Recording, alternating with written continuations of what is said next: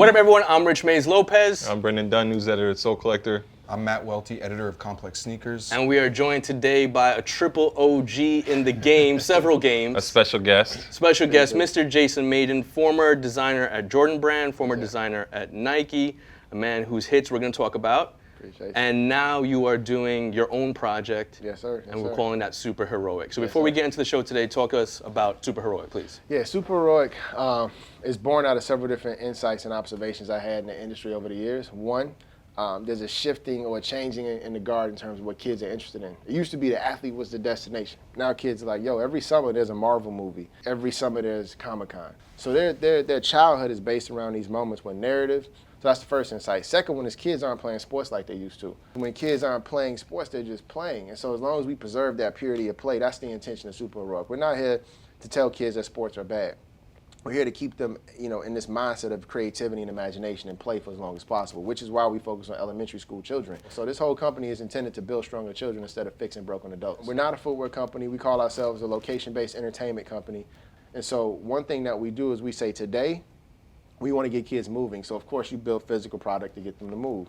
But in the future, we're blending in a lot of unique technology, a lot of emergent technology and strong narratives to have them be part of the game itself. So all we're doing is gamifying the world, allowing the kids to be the hero in that game. So Super Heroic is your current project. Obviously, you designed at Jordan. We're going to talk about that. You designed at Nike. You designed at the Fuel Band. You have a full show on deck. A new development last week, we're on Complex's page. Exactly. Hey, yeah. So you can watch us on there, and you can definitely chime in on the YouTube comments about what you don't like about the show. Yes, and we are definitely putting the struggle in everyday struggle. But do understand, right? That yes, we are 100% biting off the table, but listen, budgets are real slim over here at Soul Collector. They gave all the money to Joe Budden. You know what I'm saying? So we're just trying to gather a couple This is all they could pennies. afford. I mean, they literally gave me a used cup. It's all good. If though. you have any pennies, hit us up. Venmo, PayPal, help The us Patreon afford a new is- table. Yeah. Get a It's gonna be Patreon okay. account, and for the record, we're not as old as you think we are. Or as white. Yeah. Yes, Rich I need to Lopez. make that very clear. Rich I am not Lopez white in is not any white. way, shape, or form. I might be light-skinned, but I am not a white man. That is that. We have nothing to do with everyday struggle. We're just here to talk shit about sneakers. Jay, will you stick around and talk shit with us? Yeah, let's go. All right. Welty, tell us about the first sneaker we're going to talk some shit about this week. The first sneaker that we're gonna get into is a kind of collab that may have been a joke 5 years ago. It is the Concepts Air Monarch 4. What do we know about this so far? What we know so far is that Dion Point, creative director of Concepts, everything guy, face of the brand a little bit, teased it on his Instagram account. Just the heel. It's a black upper, white Look like midsole. gum, right? Yeah, gum sole on it. It's funny because the dad shoe trend is Heavy. But a few years ago there was the whole like Team Monarch thing where people were wearing Monarchs ironically, and it's like now all of a sudden it's like you got Monarchs, New Balance 990s, Balenciaga triple soles, and it's like the Skechers, whatever that shoe's called. Oswego's. Yeah, Oswego. people are taking the dad shoe trend seriously, Very and it's seriously. like it's fashionable now. Yeah. Jason, you have a personal Yes. connection to the Monarch, is I that do, right? I do. This Tell was us. this was by chance though.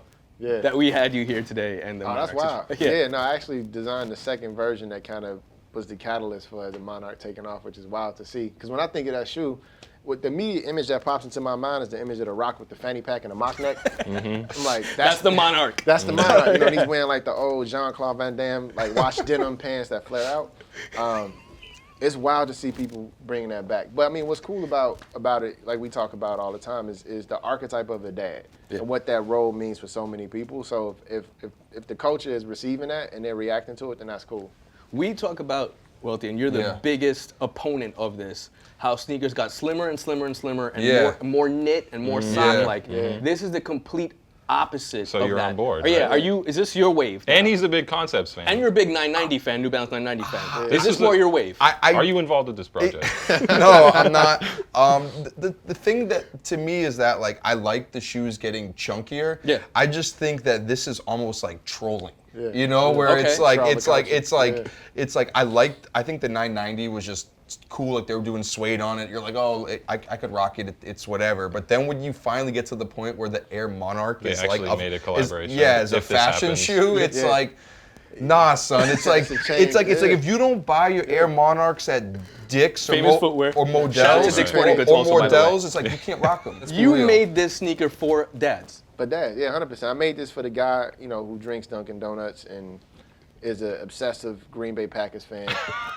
Probably a foreman. Is that what the mood board looks like? Oh, we made a mood room. Like I had wood paneling on the wall. I had the Lazy Boy recliner, the Budweiser sign in the basement. It was for a person that I had, in my life. It was like my 5th grade teacher, my high school football coach. It was that person, the person who tucks in their t-shirt and the stomach hangs over the belt, but just is like immediately the warmest energy in a room when you meet him. So now to see Russell Westbrook rocking it. Yeah. But the thing that trips me out though. With off-white socks. Yeah, bro. But what's wild though is when I see people with skinny jeans and big shoes. That you gotta choose. Yeah, you gotta I choose agree. your fit profile. Like tight jeans, big feet. Now you So just, put sweats on with it, right? shorts or something. But done, Yeah, I okay. can't do the Nice skinny pair of jeans, big slacks. shoes. Nice. Nice pleated slacks. Yeah, Yeah, you some Pete Carroll. Dockers? That's Pete Yeah. Carroll. Dockers. What is Yeah, it? exactly. Pete Carroll. But it became, Nike's like best-selling sneaker, or Yeah. at least one of them. Like, what was the reaction like on campus? Did you get like a pat on the back, or did they know it was going to do numbers at the park? So there was a gentleman named Ben Schoonover, who before the word troll existed, Ben kind of embodied that spirit in a good way.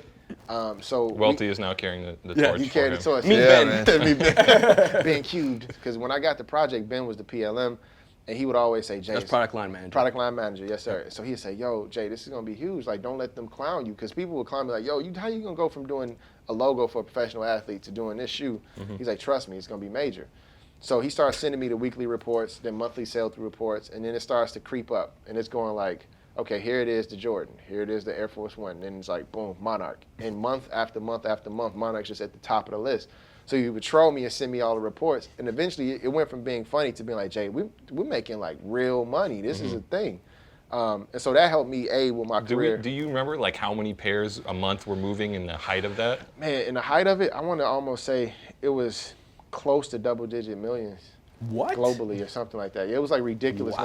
numbers. Because remember, it was everywhere. It was in JCPenney, Sears. Yeah. It was the Sunday Saver. It was always the same price. Like, you didn't have to think about it. It was always there, always available, never on sale. All right, we're going to get off this Monarch wave for a minute. I want to talk about this latest batch of Air Jordan previews that just hit today. Every once in a while, Jordan Brand drops off a bunch of new images and confirms a bunch of release dates. I think the highlight here are the 2 Air Jordan 11s. We're learning that the red one is the Win Like 96, and there's a navy one also that's Win Like 82, a reference to Michael Jordan's UNC days. Yep. That's releasing on November 11th. What else do we have in this pack? The Wheats. the wheat pairs. We Yep. have a couple of them here. Wheat Jordan 1 releasing on November 25. We have a Wheat Jordan 6 releasing on November 21st. 13 week. The CEO 16s. That's a nice one. Those are my favorite. Those are bangers. And 2,300 pairs. Yeah. And my thing is that, and I've said this before, a lot of people want to stop the Jordan line at the 15, but the 16, 17, 18, I'll stop there. Bangers. Still bangers. Then they pick it back up at the 23. I'm sorry if I'm offending any of your political connects. I agree with But do everything. not sleep on the 16, 17, and 18. Those are all great sneakers. I'm glad, and I've also said this before, people have different entry points into Jordan. So OGs Sure. want to be like, oh, if you're copying anything past 15, you're whack. But how about if I was 10 years old when the 16 dropped and that was my first Jordan? So to Which me, you weren't. You were already I was We're really old, so like, You I might have been, I might have drove. been 50. But anyway, no, but what I'm saying, the CEO 16 is my joint. For me, what I love about seeing all this stuff come out is when you get to the 16s, you can tell the stories of people that the names we don't know, the Wilson Smiths of the world. Yeah. And the thing people talk about why the Jordan changed is there's a different level of respect that Tinker Hatfield gets. He gets bandwidth and freedom to do what he wants. We didn't get that. We didn't have the name Tinker Hatfield. So when we work on projects, it's a lot of like design by committee. Where Tinker's like, I'm free to create. Yeah. So you see a difference Yeah. in how products change when Understood. a person's free. So my hope and desire is that Jordan Brand and all the shoe companies let the designers just remain free Yeah. creatively, because I'm still a fan. I need to buy dope stuff for myself and my kids. what do you think is the corniest thing about sneaker culture that makes you not want to pay attention to it? Oh man, how it's turned into like Pokemon card collecting from back in the day. Like, it's just, I got the latest one, I got to get them all. It's this urgency to feel like you got everything instead of just doing it for yourself. Like, We'll take the blame for that, by the way. Nah, you're not Sorry to blame. about that, guys. The whole point about the sneaker industry when I got into it was I made the sneakers cool. It's cool. The sneakers didn't make me cool. That's flipped. Yeah. Like, I can go now and just buy a pair of limited edition Supremes, and I walk in for that week, I'm the man. Right. That feeling goes away because next Saturday is coming out. So now it's this addiction. That's what you thought you were doing when you bought the Supreme SB Nope. Air Force Rich is Twos. forever the man. though. He could be an Oscar. Tell him, Jay. Tell him, Jay. We go back. But I think that the sneaker culture, because of that, we started to see the bullying, man. That's what's corny like this. We shouldn't. People be online. I read comments about me like, yo, if I see him, I'm gonna kill him. I'm like, word. First of all, if you see me and that's your first thought, then I feel sorry for you because it's not gonna happen. And then, secondly, if you're that upset over a sneaker, then go to school, get trained, and go and design something better. Yeah. Like, don't complain about it. Build your own. We got a lot of armchair quarterbacks and designers who critique, but I'm like, bro, I don't see any evidence of what you can do online. So don't knock me for trying when I'm not gonna knock you for being behind a keyboard. Yeah. So we need Fair to. warning, we are going to do some of that very soon. No, we need to knock everything. But the whole point, though, is you guys create, though. You Yeah. put something back into the culture to be judged. I don't think a person can judge unless they're willing to be judged. Understood. You know what I'm saying? So I think that's the sneaker culture right now. Everybody sit behind that screen, digital courage, and it's like, do you know how scary it is to put your design into the world and have everybody tell you it sucks or they love it? Like, these are extensions of us. This is a reflection of me, my gift, my talent. Right. So I put something into the world, somebody say, I hate you, I hate the product, you should die. It's like, damn, bro, it's a shoe. Imagine being that upset. Yeah. But that's the comment So section. let me ask you, we've talked about this several times in this show. Is the sneaker game fucked up? No, I think the incentives are fucked up. The incentive. The game itself is always going to remain the game because you'll have people come in that really care, like y'all care, and your children and the people you influence, you teach them the right way to kind of go about this. Collector culture is as old as time. People have been collecting artifacts of our existence since we first emerged as a bipedal species, right? Sorry to get all technical that's cool. Stanfordish and stuff, but the beauty of it is the incentive. Like, that's what needs to be restructured. The local retailers had exclusives, which then drove traffic, right? So now with e-commerce, the local retailers don't have that connection to the consumer anymore. So that relationship ain't What is there. a local retailer now? Yeah, that's what kept the game pure because you knew the person you were buying sneakers from. Yeah. And he was like your uncle or your auntie, and they kind of expected you to be there. In some cases, they'll give you credit if you couldn't pay all the way. Yeah. That's what's missing. So now it's incentivized to, like, let me get a bot, let me get the shoe, let me do a quick flip. Yep. The personal relationship is no longer there. There was a rumor. A report. We'll call it a report. Okay. Yeah. A About some report. other developments in the Jordan line. Nick DePaula, ESPN, Yep. saying that The Melo line? they're ending Yes. Melo. Melo responded that he called it false news. He didn't go all out and call Say it fake fake news, news. but he kind of didn't. I don't know. I feel like he didn't outright deny it in a way. Jordan Brand did send us a statement. Quote, Melo is a longtime and respected member of the Jordan family. As is the case with all Jordan family athletes, we work together with Melo on a footwear plan each year. No decisions have been finalized about future models. Yeah. You have a close personal relationship with Melo's line. Yeah. What do you think about this? People think, oh, cut off, it's no more, his name isn't on the product. They may simply be saying we want to use Melo to amplify all the other products that we have. So he may become the face of training, he may become the face of some of the lifestyle stuff. So there's cutting off his line, and then there's using him in a bigger way with his new platform, being with Russ on OKC. Like, having two Jordan dudes, you got to choose who's the lead. If Russ is the lead, you got to think about it strategically. If Russ is the lead, face of the Air Jordan. Melo has his signature shoe in a market that may be cannibalized because people are going to want what Russ is wearing because Russ is like a semi-truck with no brakes. That man just goes. So if I'm a business person thinking through the strategy and I want to increase sales, I'm like, all right, I got the Air Jordan up here. I have Melo wearing the product that's a takedown of the Air Jordan because they own the same team. You get multiple visibility to drive energy towards your pinnacle product. So I think it's a smart decision because Jordan, you guys realize Jordan 1 is a very small, tight-knit family. It's not a team. It doesn't function like a team. So if the news of Melo's line ending came out, I'm pretty sure that there's a very strict, very focused strategy on how to keep him part of the brand because he's Jumpman for life. Yeah. How hard is it for an athlete like Melo, CP, any of the other phase, not so much Russ, but Blake Griffin, sure. How hard is it for them to have sneakers or have signature sneakers under a brand whose face is the greatest player of all time? This is something we've always talked about, and Welty mentioned it last week and got me thinking about it again. It's insanely hard. Like, you got to realize Michael, as a person, is a better businessman than he was an athlete, which is scary to say. Yeah, like Michael, that's saying a lot. Yeah, he's probably. I've met a lot of smart people in my life. Been very fortunate and blessed to be around some of the world's greatest academics, Nobel laureates, and Stanford community is very rich in people who are intelligent. But Michael's level of intelligence just far exceeds a lot of people, right? So when he picks these athletes, he's picking a portion of himself that he wish he was better at, or something that he sees like, yo, you're like me in this way. But when these guys come in, it's still like, oh, this is MJ. Yeah. And how can we ever have a legacy like his? Right. So it's the pressure to have sales that match his, pressure to have cultural impact like Mike, pressure to have the ability to be able to articulate what you need in your product like Mike. Like he's an anomaly. You know, the only other athlete that I've seen, and I think people don't give him enough credit for it because it's really hard to do, is like Kobe. Kobe, to me, mimics Michael, which is harder. Like, how can you mimic someone that's exceptional and then actually mimic them to a level where you're just as good? That's hard as heck. And Kobe has that thing where he's able to talk about what he needs, and CP has it, and Melo has it. But it's pressure, bro. Like, from the moment they sign a contract, all of a sudden you're thrown into this conversation, and now you need to have a line that goes to 30-something shoes. Right. Does when you're designing Jordan sneakers, was there moments where, like, you know, you would design the final product and then you would see Michael Jordan see it for the first time and see his reaction? What was that like? Yeah. Oh man, all the time. It was you know, working with him.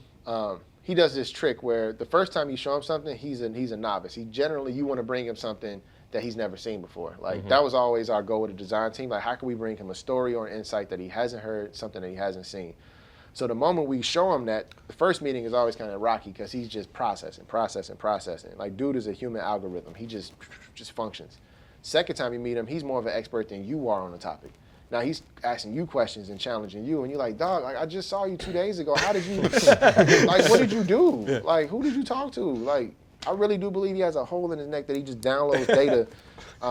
So it was always, because the one thing people don't talk about is his competitive spirit is across everything he touches. So we bring him a concept or an idea. 2 days later, he's like, no, you're not going to one-up me. You're not going to make me feel like I don't know something. So he pushes us to constantly be better at our craft. Everything was sports to him.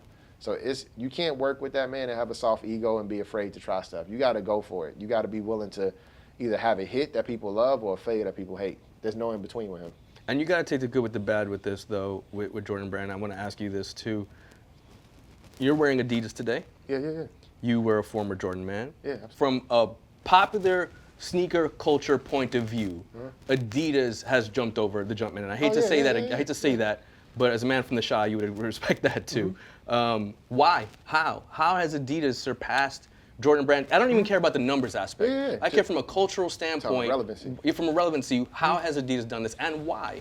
I think there was a shift in how the generation wanted to be viewed, and it happened about 10 years ago.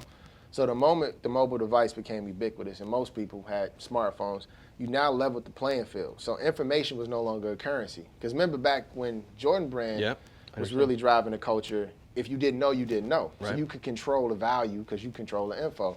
Now at the playing field is leveled, enters, personalities that are associated with Adidas that now say the creative has the power. The creative has the power. You don't have to be the athlete to be important. You don't have to be this to be important.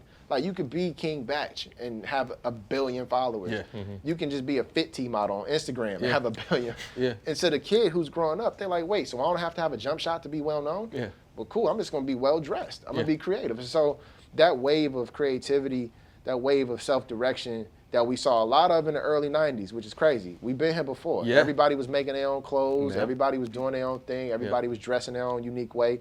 It came back, and it spread quickly through technology. So Adi just, right time, right place, right set of people, right moves that were made where they, I don't want to say take advantage because that's a terrible phrase, but they saw the trend happening and they were poised to really, to get the benefit from it. Now that the trend is out there and people see it, it's really going to be interesting to figure out who's going to really carry the torch for the creative youth.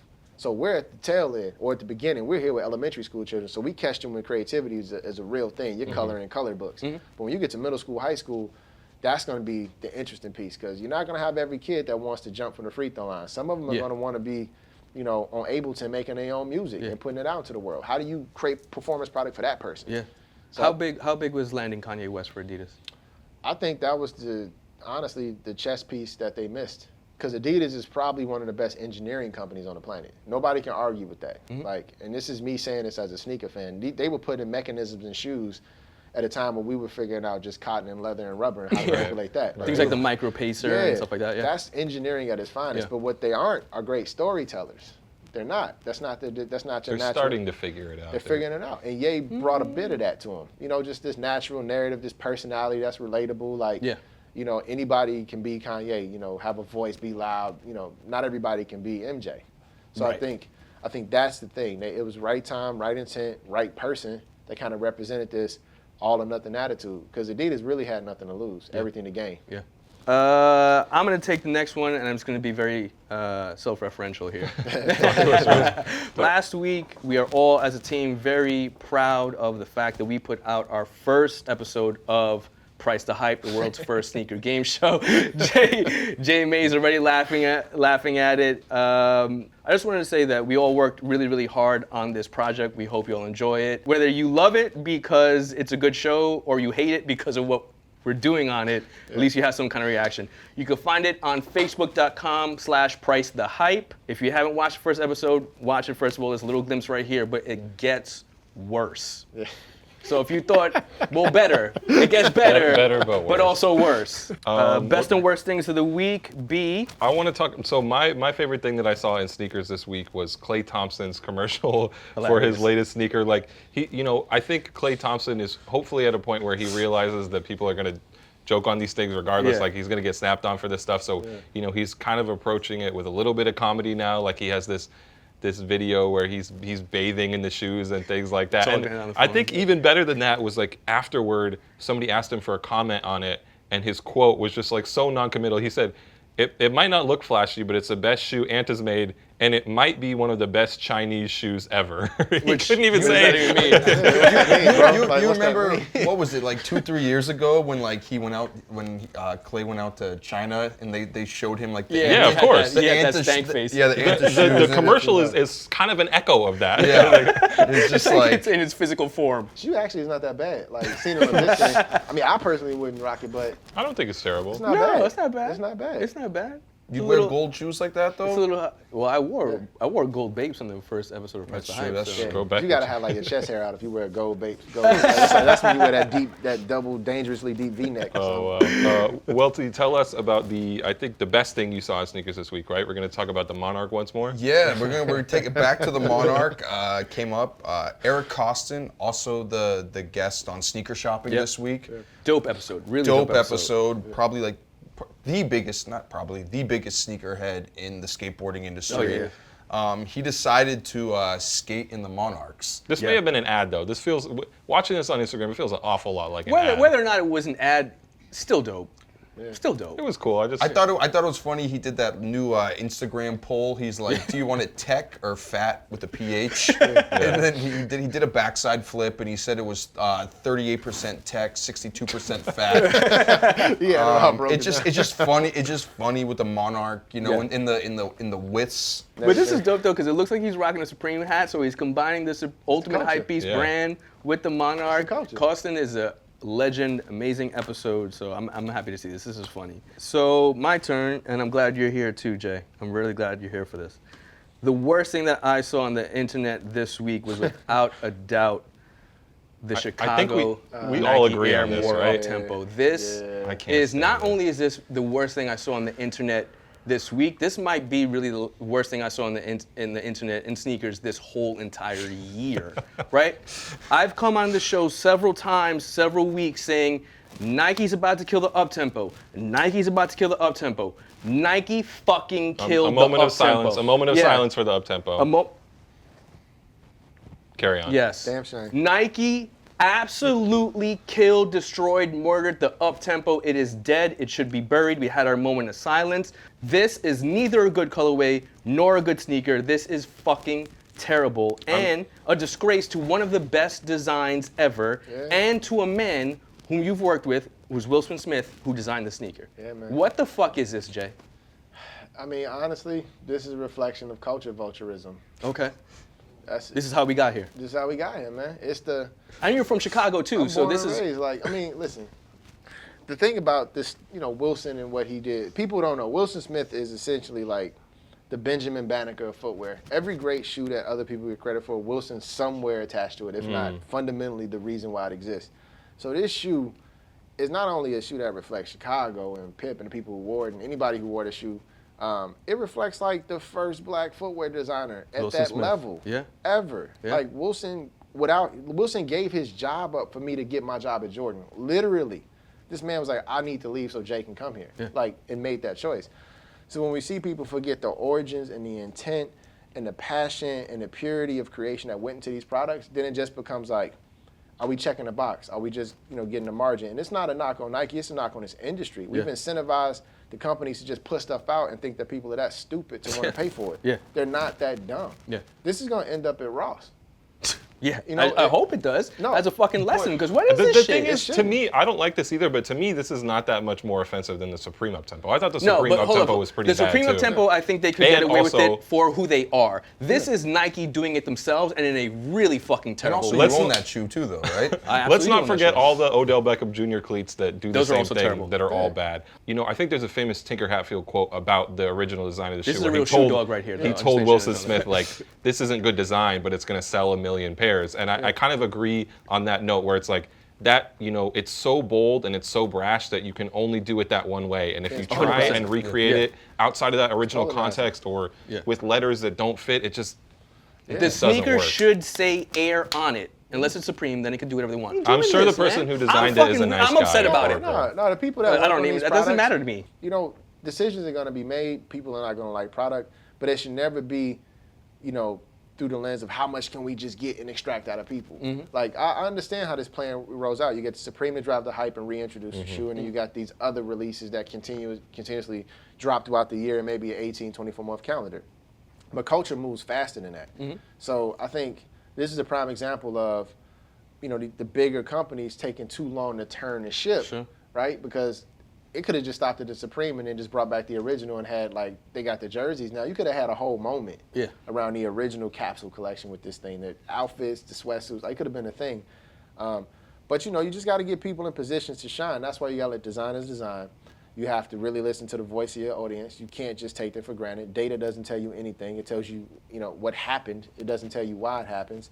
So all the traditional ways of capturing insight has to be reinvented. You got to be in the streets and understand what this shoe means to people. Not just what it means to your bottom line, but what does it mean to people? So anybody creating, whether it's Nike, Adidas, whatever, think about that. What value is that going to bring to the person? What's the value of it?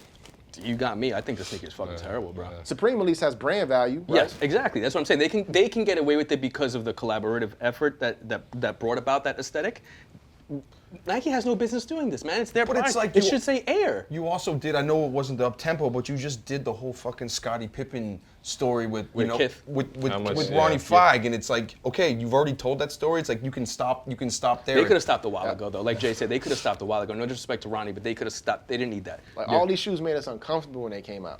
Not physically, but like, ooh, I don't know about that. Man. Like, it was always a bit of ugly. And not like, in this way. Not in this way. This is like, oh man, for real? This is when you find out that your father can't actually fight. It's like, oh, this whole time. You said you could throw hands and you got beat up at Chili's in the parking lot? Wearing Monarchs too, though. Daddy got beat with a Monarch. Speaking of Monarchs, I think we have some for the squad today. Just, we have right? Monarchs for the squad? I think it would only be fitting if we brought some Monarchs onto the set. We're gonna do Those are pure. I'm like, man. They gave me the Virgil Oh, you got the off-white. Yeah, the Off-White, the Virgil collab. Jay, while you're here though, I need you to hit my Monarchs though. Yeah. I need you to give me a little something, a little off-white treatment on these. Oh, they're going straight to foot? Yeah, B? man. Yeah, but people on the bottom though, they got the pivot point now. that's for that Costco. Like when I'm turning to get that free sample, it's like I need to make sure I got proper rotation. Sorry, Rachel. I need you to hit these for me. Something, anything. Listen. I'm not gonna lie. If you let the I'm tongue ready. hang out like this and keep the laces loose, I think maybe we got a winner. leisure. I'm ready to go pick the kids up after school. Right? You know what I 100% mean? run some errands. I'm ready for the PTA. You need meeting. to actually do like a proper like Wrangler X Monarch collab. Like do it like a dad wash. Don't give you always give these ideas away for free, man. You gotta make people pay for this shit. I feel like I could swag this up though. You know what I mean? You can freak it? I can freak this. I mean, it's got full-length Air. It's what it says. It's stamped right there. It's full-length leisure. That's what that is. I believe it. That's not air, that's leisure. Yo, listen, I'm getting a one-on-one Jason Mayden piece. While Jason Mayden one-on-one's my piece, we're gonna go on to our cop or drops of the week. And I don't need to cop anything this week, man. You're good. I'm pretty much good at this point. I am not copping any sneakers this week at all. I'll be copping several, if I can, pieces from the Supreme Scarface collection. I know, Wealthy, chill. Let me finish. This is the culmination of streetwear's obsession with Scarface or cultures, and it's only right and necessary and natural that Supreme does a Scarface collaboration. You may get your darts Go off. ahead, All real right. quick, Wealthy. If you Real say- quick, this better be quick. Yes, if you say that this is the culmination Yes. of culture's This is it. The culmination of culture's obsession with Scarface was played out 10 years ago. Wrong. What took Supreme so long to fucking do it? I think that when it doesn't really matter until Supreme does it, and now that they've done it, we can move on. All right, we can move on. You're absolutely right. That's an excellent point. We made fun of someone on this show for making a Scarface themed shoe like a month ago. That shit was whack. This shit's hot. We can move on, and we will. My cop of the week, again, I don't think there's anything very good coming out this week, so I'm going to talk about a shoe that's restocking, the Triple Black Vapor Max. I think that's one of the better shoes releasing this week. I'm gonna tell you, B, I'm over this sneaker already. That's fine with I'm me. over the Vapor Max already. That's fine with me. I had a quick run. Again, a slow week, so this is the best of them. Welty, tell me what you're copping this week. My cop of the week is the white and blue OG Air Max 1. Another one is restocking. I have a that's weird nice. relationship with this one. The last time when they were $55 at outlets, like walking I around think that being they were like, cheaper than that. I think like maybe like 2010 they were like $20. Yeah. but I just remember passing on them for that price, and so I feel like a big dummy going in at what are these? $1.50? Yeah, they're reshaped a little bit, but Yeah, I mean that's cool, but My drop of the week, and the reason why I'm dropping these is not because they're really terrible, but more because I actually wanted to cop them, but they're whack to me, is the T-Sheet Air Force Ones. Like, listen, I want to cop a T-Sheet Nike sneaker. I really do. have you not bought any of the I previous haven't. ones? I wanted the Vachetta Tans, but either way, I have a pair. A Givenchy, thank Man, you. this was This better. sneaker, unfortunately, is not good enough to get my 275. I wish it were. Period. All right. My drop of the week is the Danny Supa Nike SB Dunk High. I just wish this felt more special. I remember Plus, wanting. it looks kind of plasticky. Yeah, I remember wanting the original Danny Supa joint so bad for so long, and now they bring it back and they turn it into a high, and it just reminds you that you can't just bring something back and that's all you need. Like, I don't know, it just, This whole turning lows into high shit is whack to me. yeah, super whack. Yeah, thank you. But super whack. Okay. but it For you and I, who were it's like really SB was like a Yeah. whole fucking era, for you and it's too, okay. and it's like, oh yeah, you don't I mean- count, dude. We didn't allow people with mustaches to wear SBs back then. The mustache is staying, by the way, you two. Yeah, don't let it go, man. No, but I'm with you on this. But it symbolized an era. If that era's not here, the Then shoes don't don't do mean this shit. anything. Yeah. My drop of the week is the second time we're gonna fucking shit on this shoe. This episode are the wheat Uptempos. Yeah. Basically over wheat sneakers, Yeah. like as a whole. Like, Yeah. come on, like there have been dope wheat sneakers in the Sure. past, but now it's like everything's wheat. This Nike Wheat Pack is like 10 silhouettes strong. Yeah. Yeah. That's crazy. If I'm gonna go this far into wheat, I'm gonna cop a 6-inch. Yeah, it's gonna happen. With the Timbs. You know what I mean? It's gonna be a It's gonna Tim. happen It with can't be. Timbs. It can't be this. It can't be. How this. long So do we I'm have to with wait you. for a wheat Monarch? Coming soon. Before we get out of here, we're going to dip into the mailbag. We have someone on Twitter @OldCoot asking, with the sneaker market trending towards dad shoes, do you think that the Air Monarch will have a big year? Oh, what a timely question. This is looking very much like an Air Monarch commercial. You're accusing Costin of being commercial. Look, we're not getting paid by Nike, but if you'd like to, we need a new table. Yeah, can I get royalty? I mean, every year is a big year for the Air Monarch, right? I guess they're asking if we think it'll have a big year for cool guys. I still think it I'm needs... about to put one on, so. Honestly, I think because of the chunky running sneaker, the stuff, Balenciaga's doing, all those other brands, Yeah. the Monarch could be major. I don't know if Do you think Nike can make it cool? well, the person who wears it makes it cool. Yeah. No brand owns coolness. Is the Balenciaga Triple S trash or fire to you? I can't wear it. I mean, I think it's like you see Quavo rocking it. Yeah. It works for him. Yeah. I think it fits a certain body type. Man, I'm 6'2". I wear size 13, 14. Like I look like I wear that. I'm Regular width, though. regular width. You know what I'm saying? I don't wear the tight. It just won't work for my body type. So. All right, we have somebody else asking on Twitter, any good advice to an upcoming designer? Any words of wisdom, any gems you can share other than what you've already told us? I honestly would say to persist. That's the number one thing you have to learn to do in a performative culture is to be persistent. Because the people who win at this game aren't the ones that are the smartest and the most talented. It's the people who don't quit. And so many people get discouraged. They see stuff and they see, the cool factor of it all. But deep down inside, man, coolness masks insecurity. So you have to be comfortable in yourself and you have to be willing to endure in order to win at this game. It's not about talent; it's about endurance. That's what the mustache is about. That's it, man. That's right. Endurance. And I want to ask you Flavor just saver. a follow up on that. Like I said, you got to take the good with the bad too. What was your greatest failure as a sneaker designer? You know, we talk about all the time. It's how I became so nervous to tackle the task of the Air Jordan 2009. I allowed it to become designed by committee because I thought I needed to please the people internally versus doing what was right for the athlete and the consumer. So now I'm hyper bullish on making sure that the decisions we make about product or design or any technology, it's not an ego or a financial decision. Is it delivering value to the person who's going to wear it? Like, will they actually look at this object we create and feel some type of way, in a good way, about what we're doing? So yeah, that was my greatest failure because I failed myself. I didn't trust my own voice enough. I didn't speak up enough. I didn't advocate on my own behalf enough. I let other people dictate my confidence. Were you involved with the fusion stuff at the time, or no, or? Yeah, a little bit. So that concept came up. We talk about that a lot on the show. By Mark Dolce. Mark Dolce Really did that concept. This is a gem. Dolce was old school Nike, even though he wasn't there during the old school Nike days.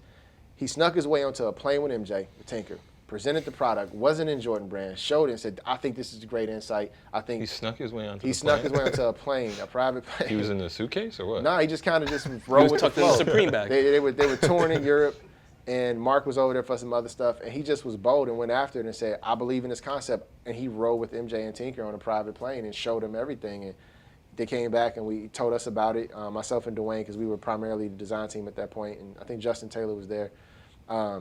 And we were like, it could be cool if we do it right. If it's corny, then it's kind of like, it was around the time Best of Both Worlds, Jay-Z album was out, everybody's thinking R&B and rap, so what about Air Force One and Jordan, two kind of iconic silhouettes. But that really came about from Dolce. Yeah, that was an interesting time period, because it was still felt like old Nike, where if you had an idea, you can fight for it and push it forward.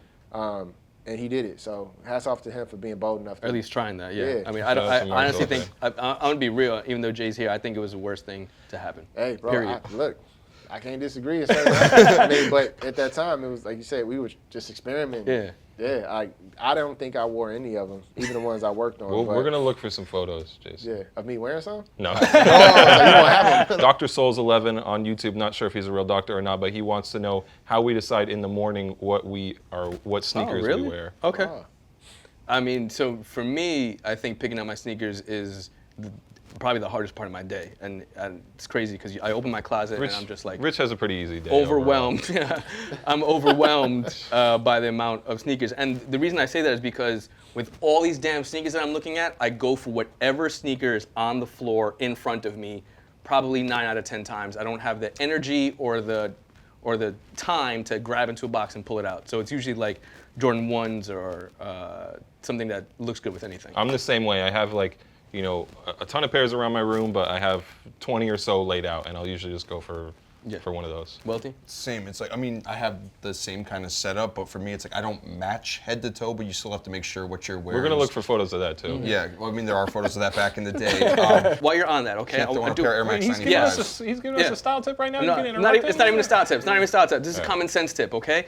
And I saw it on the train this morning. You cannot rock an Adidas jumpsuit with anything but Adidas sneakers. I'm sorry. Does Reebok count? No. Adidas 3-stripe No. sneakers, you can't do it. Because Mans was rocking a full head-to-toe Adidas tracksuit with J's. No. We would love to have you on the show. No. If that was No. you, what train was he on? He was on the F train. If that was you on the F train, please come We on the gotta show. talk about this. You We'd can't love to do it. discuss. I see that in my neighborhood sartorial on the habits. regular, though. Before we get out of here, Wait, Jay. I want to know how Jason picks out his sneakers. Oh, yeah, I do. Oh, that's a good question. It depends. So it's funny for me because people see me as a Nike Jordan dude, so I always have to think, okay, what questions do I feel like answering today? They're like, oh, you wearing Adidas? Why aren't you wearing Nikes? So that's the first thing. How do I feel like dealing with those questions? yeah. But honestly, I dress for themes. Like I dress for certain moods. That's it. Like if I wake up in the morning, I feel like I need to go into my Bruce Wayne mode. I pull out some Viz Vims and get real technical because I'm going back to Braveheart. Dances with Wolves, moccasins. I'm trying to be in You the light tactical some mode. incense and like set the The mood, whole like thing. in I the got a whole sneaker ritual, room. bro. I pull out a sword. I start doing my whole posture. Yeah, man. That sounds intense. Nah, I mean, I just whatever. I mean, because I pack my bag the night before because I go to the gym early in the morning. So a lot of it comes down to meetings and what mood I'm trying to set. Yeah. We wish you the best of luck, man. Thank you, brother. Appreciate y'all, man. I met you probably 10 years ago when you were still at Jordan, and your career arc, we couldn't get into it today, but You went back to Stanford, got your doctorate, worked in the Fuel Band project, worked in Silicon Valley's VC work, worked for Steph Curry. So I suggest y'all look up my man's career. Amazing. And look for photos of him wearing Fusion Jordans. And we will definitely we'll get you a gift certificate I will to buy Foot you. Did you Locker have the if you can matching find apparel? that. Again, we wish you the best of luck with Super Heroic, superheroic.com. Yes, sir. Super Heroic on Instagram, Yes, sir. _ Super Heroic on Twitter. Yes, sir. You're based out in the West Coast, so if anyone is aspiring to get into this project or design, Super Heroic might Hit be us the up. place. Yeah, hit us up. Hello@superheroic.com. You know, we're always looking to hear from people, hire people, give Yeah. people opportunities to shine. So reach out. Dope. I'm Rich Mays Lopez. You are. Who are you? I'm Brendan Dunn, news great. editor of Soul Collector. And That's who are I you? am. Matt Welty, editor of Complex Sneakers. And that was Full Size Run. Peace. Peace.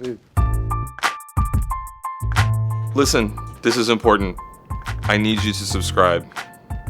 They're going to make me keep wearing these fake Skechers Yeezys until we hit 50,000 subscribers. So please subscribe to Soul Collector on YouTube.